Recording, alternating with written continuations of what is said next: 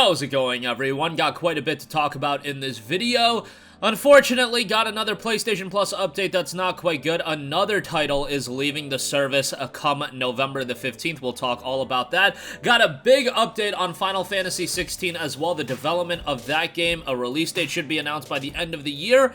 And a demo is also planned for release. We'll talk that in just a little bit. But first of all, Greedfall is yet another PlayStation 4 title leaving PlayStation Plus Extra soon. So this is the Spiders RPG. Greedfall did get a PlayStation 5 release, and I believe that PlayStation 5 release was a PS Plus title at some point. Don't quote me on that. First spotted by Twitter account PS Play, finding out what games will be leaving the service, and it has been added to the Last Chance to Play section. That means come November 15th, not only will the entire Mafia trilogy be removed, not only will Ride 4 be removed, not only will MXGP 2021 be removed, but also Greedfall will be removed. As I mentioned in the other video talking about this is a reality of subscription services, guys. I get it. The idea of games being pulled from a service is not something everybody likes to see. No one really likes to see it, especially if you signed up for PlayStation Plus Extra looking to play a game like Red Dead Redemption 2, and Red Dead Redemption 2 ultimately got pulled from the service as you were in the midst of your playthrough. Yeah, that's a little bit unfortunate, but this is how subscription services work. There are first-party Sony titles that are probably going to remain in the service in perpetuity. However, when you talk about third-party titles, there are licensing deals you gotta make, and you gotta renew those licensing deals if you do want to keep a game on the service. Sony's probably weighing out the pros and cons of keeping a game on the service versus letting it go. The cons being, obviously, is the game big enough for it to be let go, and then it impacting subscription numbers, etc., etc. Unfortunately, in the case of Greedfall, that is going to be leaving November 15th. In the case of the Mafia trilogy, those are three titles that I actually do see making a difference to Plus subscriptions, especially Mafia and Mafia 2, those being limited to Plus Premium. I really do believe those got people to sign up to Plus Premium because of Sony's little gimmick that, you know, remasters and remakes are in the top tier subscription service. Figure that one out. But again, this is just a reality of a subscription service, and come November 15th, we already do know, as I mentioned earlier today, Plus Premium will be getting a bevy of Ratchet & Clank titles, including the classic PlayStation 2 Ratchet & Clank games. However, they are the PlayStation 3 versions of those titles, so downloading them ain't gonna be happening.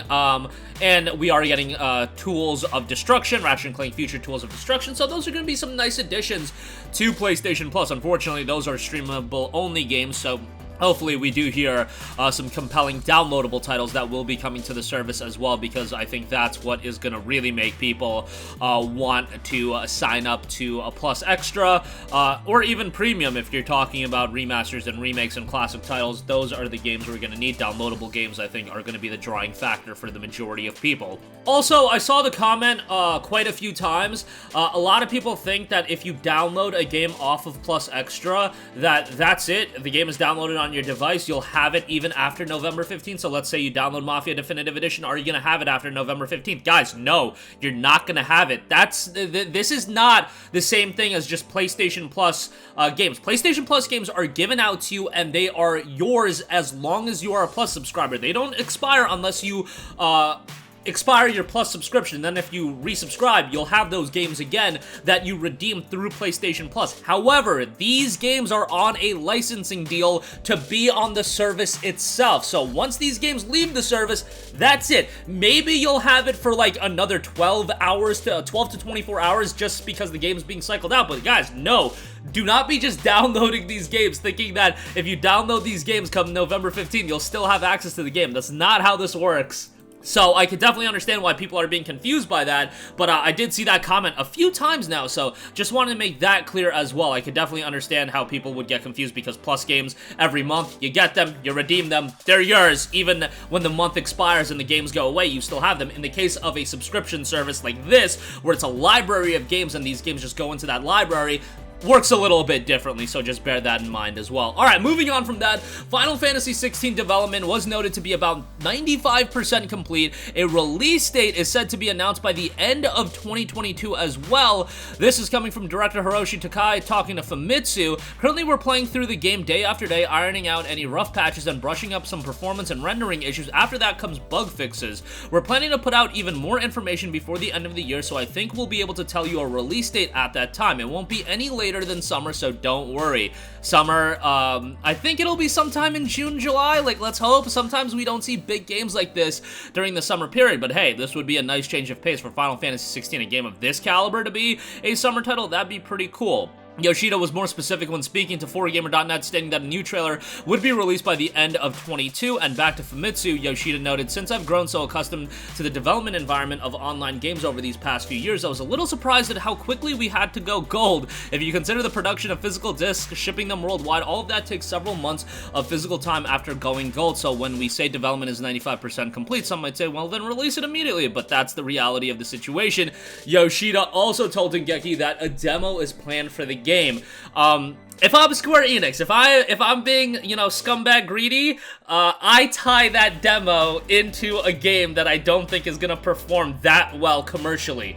How do you do that? Bruh, make it a Forspoken pre-order bonus, make it somehow tied to Forspoken, because you want to jolt up Forspoken as a new IP, you want to get more people interested in that game, attach the Final Fantasy XVI demo to it.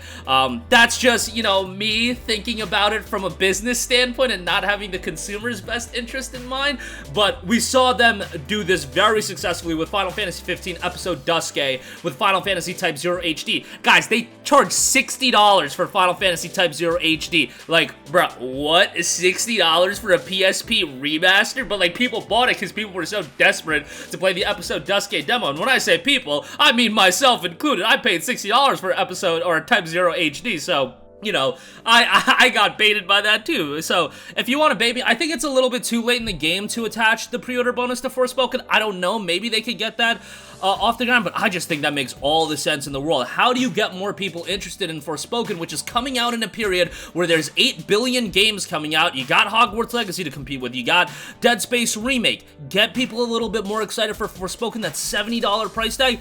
Add the Final Fantasy XVI demo to it on the PlayStation 5 version of the game. That's the best idea I can think of if you really want to get a little bit more interest in that game, because, yes, you could make the argument, oh, then people are just buying the game for the FF16 demo. Guys, the same thing happened with Crackdown 1. Crackdown 1 sold really well because of the Halo 3 beta that was attached to it, and then people realized, holy hell, Crackdown 1's actually a really good game. To a lesser extent, it happened with, like, Infamous in 2009. Much lesser extent. That came with the Uncharted 2 beta, if you, like, pre-ordered the game, but, like, Uncharted wasn't even a multiplayer franchise at that point, and multiplayer was being introduced for the first time.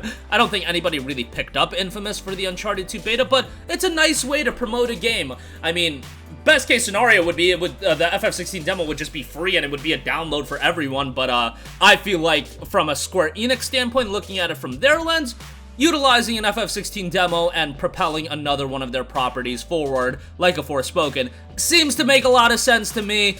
I don't run the business, that's just what I would do if I was thinking about it from the Square Enix lens, not my own lens, the Square Enix lens. But that is going to do it for me. Again, Greedfall, yet another PS4 game, leaving PS Plus Extra reality of subscription services and PlayStation Plus Extra going forward, but like to keep you guys updated on those notes. Final Fantasy XVI development is 95% complete. A release date should be announced by the end of the year, and a demo is also being planned. That's going to do it for me. Sound off with all of your thoughts in the comments section down below. Thank you for watching, and goodbye.